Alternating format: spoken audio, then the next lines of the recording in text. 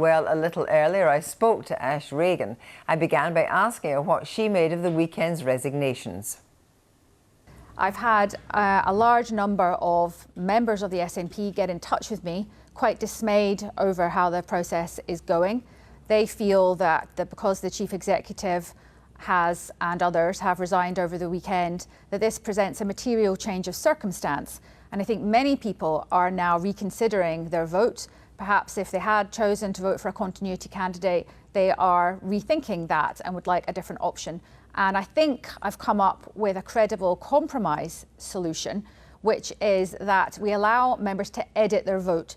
So the ballot continues. We've got about another week for it to run.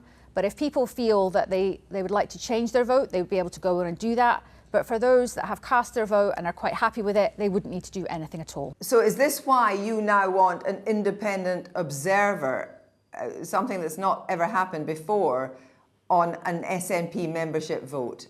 I mean, that's a really damning indictment, isn't it?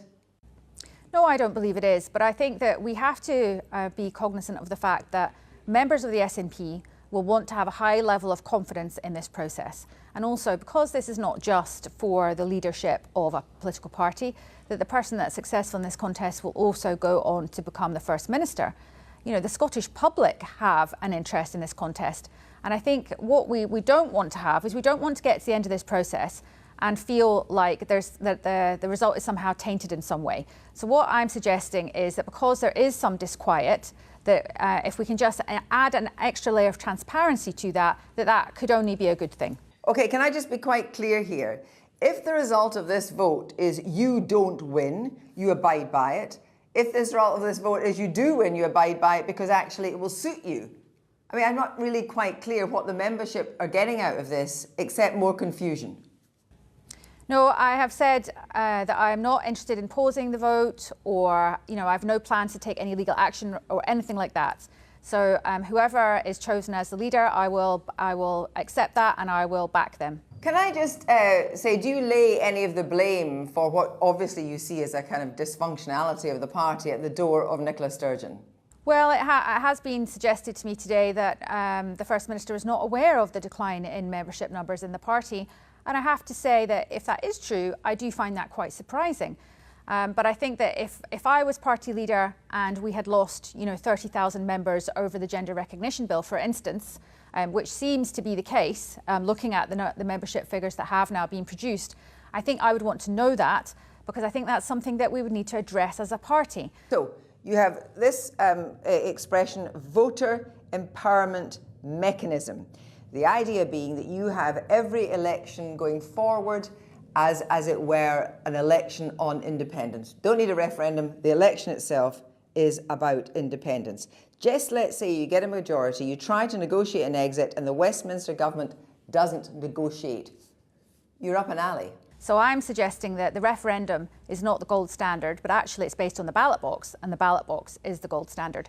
And that we use because we're being prevented from making a choice through a referendum, that we use the ballot box that's available to us. So in this case, the next opportunity for that would be the Westminster general election. And then after that would be the Scottish elections following that.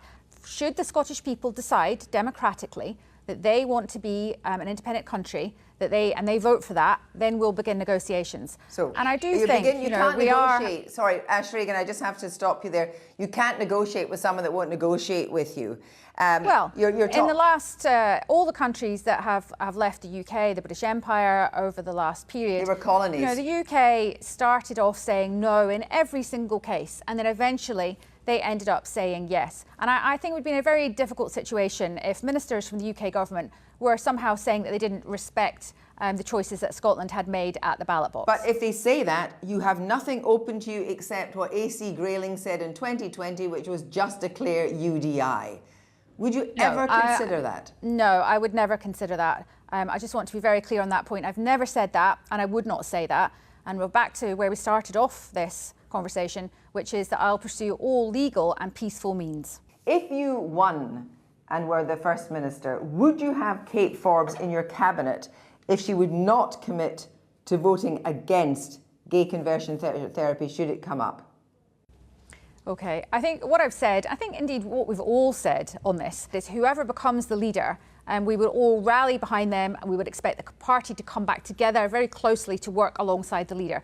So I've said that I will have the absolutely best people in my cabinet in the right roles. I consider Kate to be a friend and colleague, and a very competent colleague at that. So yes, I'm sure should I become the leader, I would extend an offer to her to be in the cabinet. Would that extend to Humza Yousaf as well? He also a valued colleague as well. Would you invite him into your cabinet? What I've said is that I'll have the absolute best people. So I haven't set out who I'd want to have in my cabinet as yet. Both of those are valued colleagues. They're very competent and good politicians. So there would definitely be a role for them. Would you like to see Alex Salmond back in the SNP fold? I obviously have spoken to him a couple of weeks ago. I think he's very happy with his own political party. But what I have said is that I intend to work with all the pro-independence party leaders and the wider movement. So that's the civil society part of that as well. I think it's very important to getting independence. So I want to work with everyone as we work towards a better Scotland and hopefully an independent Scotland soon. Ash Regan, thank you very much indeed. Thank you.